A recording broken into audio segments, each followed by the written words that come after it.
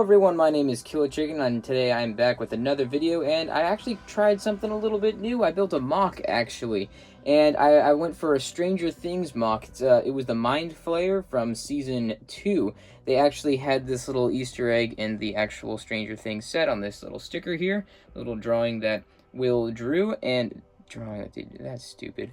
But anyway, I noticed that the character seemed like a really mockable guy. Like, it really didn't seem that hard to maybe make him, because, you know, he's just like a shadow monster with long legs and a big head. So what I did was, first I tore apart a Lego set. Yeah, I tore apart the Venom from the Venom Mech versus Spider-Man mech, that set, because there was a lot of black pieces, and I'm not a very serious MOC builder, so I don't just have like a crazy amount of parts just laying around anytime I need them. So yeah, I needed to tear apart a set. So first I made a prototype, and this is what I got. Rough draft complete.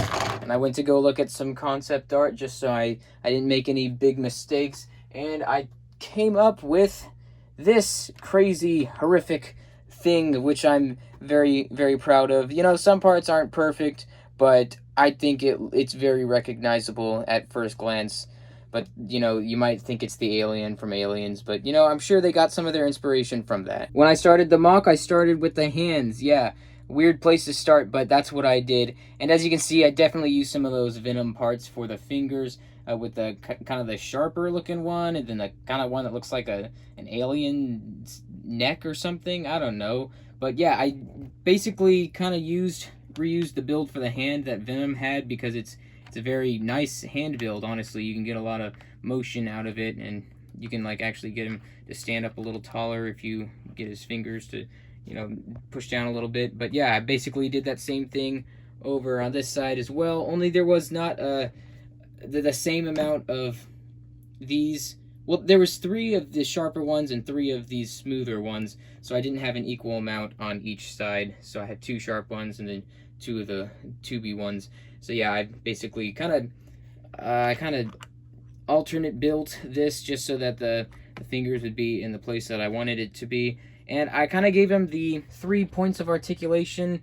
I mean, they don't actually articulate, but it looks like it. So you've got the elbow here, and then you've got the wrist kind of here, which I think worked pretty well. Same thing over here, you got the wrist and then the elbow. I tried to give him more of a organic elbow instead of something that, you know, you probably find in Minecraft. So I used these nice wedge pieces to kind of give him that organic shape. And you might notice that he doesn't look that much like a shadow. I kind of put a lot of kind of this stuff poking out of it. I kind of wanted to give him that both the shadowy look and from season 2, and then kind of the fleshy look that he had from season 3. And I think I did okay, honestly. I mixed in some gray here just to give it that kind of foggy look. I even had it kind of like spiral around his arm using some of these pieces that I had from a bunch of broken down battle packs. So then after I finished the hands, I kind of got carried away there. After I finished the hands, I kind of tried to get that teardroppy shape of a head that he had. And, you know, the parts that Venom had was just basically perfect. You got kind of the smaller, smooth, slopey piece down there for the nose, and then as you go up, it just kind of gets more sharp. And then I, you know, played around up here. I think it looks pretty good. It's also got some nice shoulders, and I used the pieces that they used on Venom's back for the chest, which I think also looks pretty good. I used some cheese slopes and stuff just randomly placed around just because I think it looks good. Then I also, these kind of rocky pieces I placed around, and I think they also look pretty good. I tried to not be too bland with the back, so I put a few little slopey pieces on the back with the cheese slopes and that kind of stuff to give them kind of looking shoulder blade type stuff going on in the back. And then on the tail, you know, it's kind of roughly put together with some more slopes, which, you know, he has kind of a sharp pointy tail, but, you know, I can't really do that with the pieces I had. I was kind of hindered, but, you know, with the pieces that I did have, I think I got something done that looked pretty good. And then I noticed that on his back, or his hind legs, he had 2 kind of little toe thingies. So with these pieces right there, they basically worked out pretty well. And yeah, again, I tried to give him more of a kind of more smooth bend on the knee, so it wasn't like just right angles and stuff. That probably would have looked kind of weird.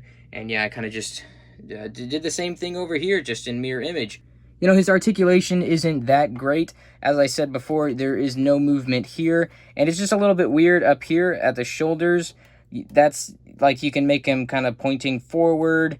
You can kind of bring his elbows up higher if he's like putting his hands on something. He actually fits pretty well on the actual set. I'll show you later. But yeah, that's basically all for up here. And then you just got a little bit of movement down here. And then for the legs, there really isn't that much you can do. It's actually kind of awkward. But yeah, I think that's it. That's it for now. I'm going to quickly show you where I can put him on the set and then head out to the end of the video.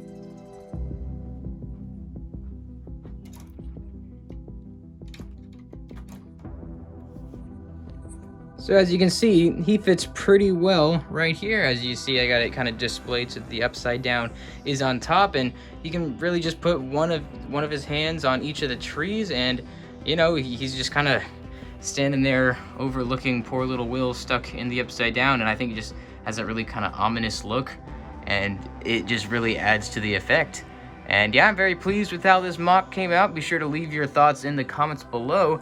And just, if you have any suggestions on any MOC that I should build, whether or not it's Star Wars, Minecraft, or Avengers, I don't know, just leave it in the comments below. And yeah, again, like the video if you liked it, obviously. And subscribe if you enjoy my content. And if you are subscribed, hit the bell icon to stay up to date on anything that I post next. I am working on the Avengers Endgame stop motion. I've gotten about a minute or two in of that, just so you guys know, keep you guys up to date on that. I might post some pictures of the sets. I don't know. I'm not even sure about what I'm going to do. But anyway, thanks again for watching, and I'll see you guys next time.